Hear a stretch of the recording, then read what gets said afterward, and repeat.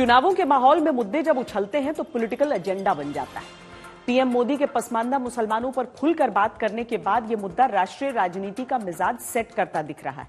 लेकिन ऐसा नहीं है कि पहले पीएम मोदी की राजनीति में मुसलमानों का कोई रोल नहीं रहा। देश हो या विदेश, पीएम मोदी ने मुस्लिम राजनीति में अपने पक्ष को लेकर कई बार स्पष्ट संकेत दिए। सऊदी अरब ने वहां के क्राउन प्रिंस भारत आए थे। मैंने कहा हमारे मुसलमान भाई अब बड़ी मात्रा में हज के लिए जाना चाहते हैं, लेकिन आपका कोटा कम पड़ रहा है। तो उन्होंने कहा मोदी जी बताइए मैं क्या करूं। मैंने कहा भारत का कोटा बढ़ा दीजिए और आपको खुशी होगी। 2 लाख कर दिया, 2 लाख। दुनिया में किसी भी देश का कोटा नहीं बढ़ा, हमारे देश के मुसलमान हज यात्रा कर सके इसलिए कोटा बढ़ गया।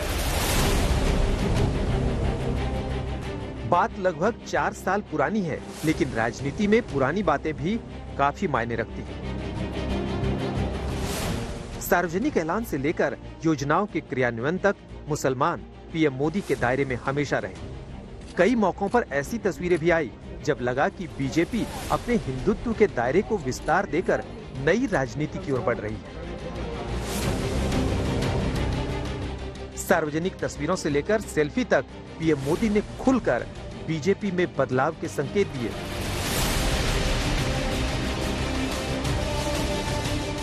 जब देश से बाहर गए तब भी प्रधानमंत्री मोदी ने कई बार अपने कदमों से सबको चौंकाया। पीएम मोदी मिस्र गए तो वहां की राजधानी काहिरा में अल हकीम मस्जिद का दौरा किया। 2 जून 2018 को पीएम मोदी ने सिंगापुर की आइकॉनिक मस्जिद चूलिया को विजिट किया था। वहीं 30 मई 2018 को पीएम मोदी ने इंडोनेशिया की ग्रैंड इस्तिकलाल मस्जिद का दौरा किया, जो कि दक्षिण पूर्व एशिया की सबसे बड़ी मस्जिद है। इसके अलावा 12 फरवरी 2018 को पीएम मस्कट की सुल्तान कबूस ग्रैंड मस्जिद गए। 16 अगस्त 2015 को पीएम मोदी ने यूएई की शेख जायद ग्रैंड मस्जिद का दौरा किया।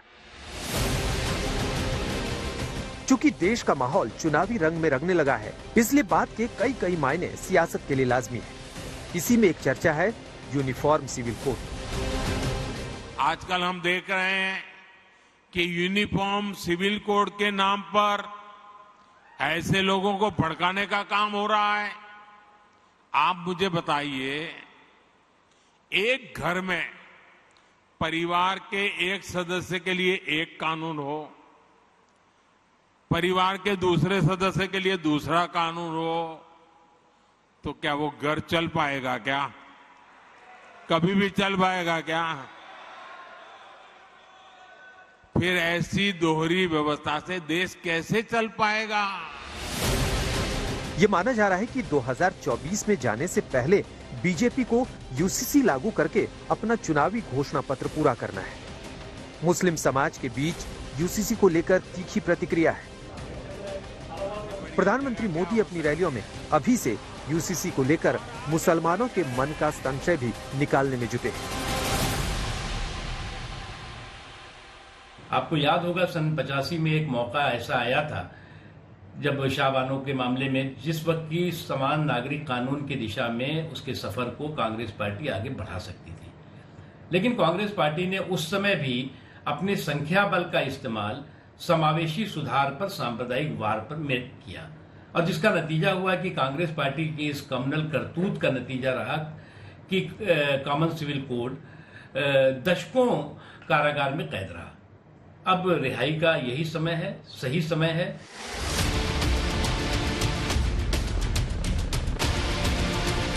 फिलहाल चुनावों से पहले चर्चा मुसलमानों की है। कितने मोदी के मन के और कितनों का मन मोदी के साथ, ये सवाल अभी बहस के केंद्र में है।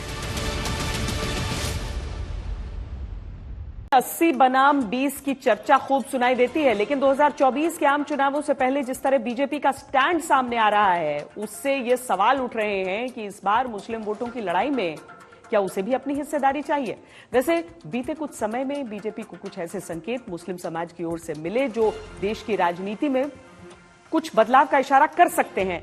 विपक्ष की बेचैनी अपनी जगह है, बीजेपी की उम्मीदें अपनी जगह है, लेकिन हम आपको दिखाते हैं कि चुनाव दर चुनाव क्या वाकई मुसलमान बीजेपी को वोट देते हैं, क्या उस प्रतिशत में कोई परिवर्तन आया है।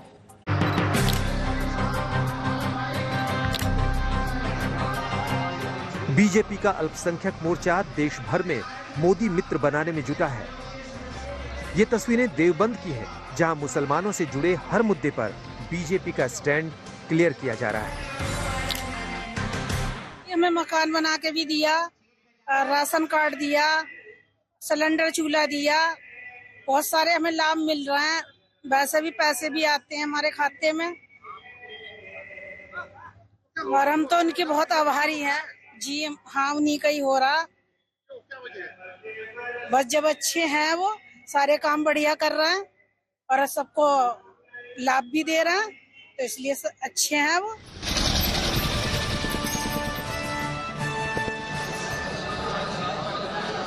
मोदी मित्र में अधिकतर उन मुस्लिम लोगों को शामिल किया जा रहा है जो किसी दल से ताल्लुक नहीं रखते, लेकिन केंद्र की मोदी सरकार की योजनाओं से इत्तेफाक रखते हैं। हर लोकसभा सीट में 500 से 600 तक मोदी मित्र बनाने का काम तेजी से चल रहा है। टारगेट एक लोकसभा में 5000 मोदी मित्र बनाने का है। एक विधानसभा में 700 से 750 मोदी मित्र बनाने का टारगेट है। अल्पसंख्यक मोर्चा ने मोदी मित्र बनाने के लिए 64 ऐसी लोकसभा सीटों की पहचान की है जहां मुस्लिम आबादी 30% या इससे ज्यादा है। मुस्लिम बीजेपी के साथ लगातार जुड़ रहा है। अभी निकाय चुनाव में आपने देखा होगा और बोटी गैंग को हराने का काम भी मुसलमानों ने किया है। भारतीय जनता पार्टी को 18,000 वोट मिला है। अगर ये 18,000 वोट भाजपा को मिला है तो ये 24 के अंदर वोट बढ़ेगा और लगातार विश्वास मुसलमानों का मोदी जी पर बढ़ रहा है। देश में लड़ाई अभी तक 80 और 20% की सुनी थी, लेकिन बीजेपी की रणनीति 20 के अंदर से भी अपनी हिस्सेदारी सुनिश्चित करने की है। अधिक रुपये खर्च, बूथ से लेकर यूथ तक जोड़ने की कवायदें जारी है। मुसलमानों का जरा भी साथ अगर बीजेपी से जुड़ा तो कई पुरानी वोट बैंक की कड़ियों का टूटना तय है। राजनीति बीजेपी की अगर बदलेगी तो बदल विपक्ष की भी जाएगी।